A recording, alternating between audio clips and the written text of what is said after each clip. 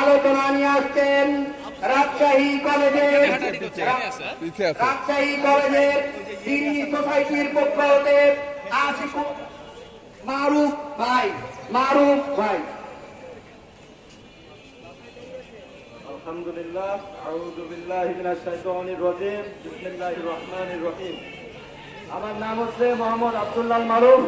আমি রাজশাহী কলেজ দিনী সোসাইটির সাধারণ সম্পাদক। রাজশাহী কলেজ দিনী সোসাইটির পক্ষ থেকে আমি অল্প কিছু কথা বলবো। আমি তাতারিয়াদের সময়কার, যখন তাতারিয়ারা বাগদাদ দখল করছিল, ইরাক দখল করছিল, তখনকার একটা খুব পরিচিত ঘটনা বলবো। হালাকু খানের মেয়ে সে সময় বাগদাদ সফর করছিল, ইরাকে ঘুরছিল। সে সময় ইরাকের কিছু আলেমদের সাথে হালাকু খানের মেয়ে দেখা হয়। তখন সেই আলেমদের তিনি বলছিলেন, তোমাদের পুরাণ তো মিথ্যা,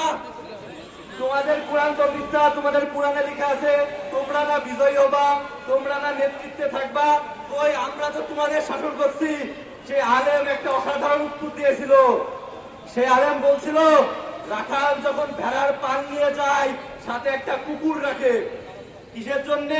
ভেড়ার পাল যখন পাল থেকে বিচ্ছিন্ন হয়ে যায়, রাখাল সেই কুকুরটা ছাড়ে। কুকুর একটা চক্কর মারে, ভেড়ার পালগুলো আবার সেই ভেড়ার পালে ফিরে আসে। রাখাল তখন ঠিকই, যে রাখাল কুকুরটা ছাড়ছিল, সেই রাখাল সেই কুকুরকে আবার ঠিকই বাঁধে নাই।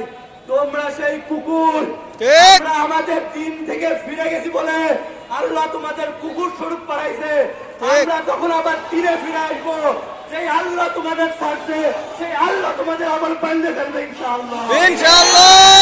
আমরা তখন আবার বিজয়ী হব।